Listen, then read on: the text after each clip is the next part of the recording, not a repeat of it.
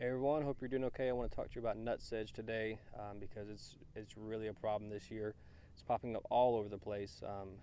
It's really, especially here recently, and as you can see in this lawn right here, that's all nutsedge back there. It's really becoming a problem. I'll post pictures up close so you kind of see what it looks like, but it's really popping up everywhere in lawns. And what you need to know is that if you have a problem with nutsedge, if you have it coming up in your lawn, which you probably do, at least somewhere, there's nothing. You didn't do anything wrong. There's just no preventing it. There's no pre-emergent that'll prevent nutsedge. There's no lawn care company that can prevent nutsedge from coming up either. So just know that it's a matter of the amount of moisture that we've had this year.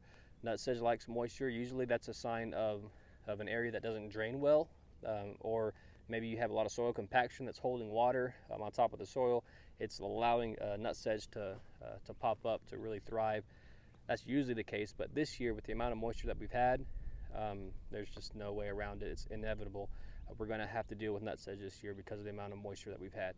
So what you need to know is that when you deal with nutsedge, you've got to treat it. You can't pull it.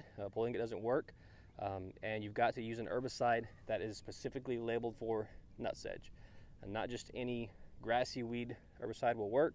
Not just any broadleaf weed herbicide will work. You've got to use an herbicide labeled for nutsedge. That could be a Certainty. We use Certainty a lot. Sedge Hammer, Dismiss. If you go to your local garden center and ask for something that deals with sedges, with nutsedge or any type of sedge, they'll point you in the right direction and get you something specifically labeled for nutsedge. That's how you're going to have to deal with it. So again, you didn't do anything wrong. It's just going to be something we have to deal with this year with the amount of rain that we've had. So hope that helps. If you have any questions, let us know. Thanks.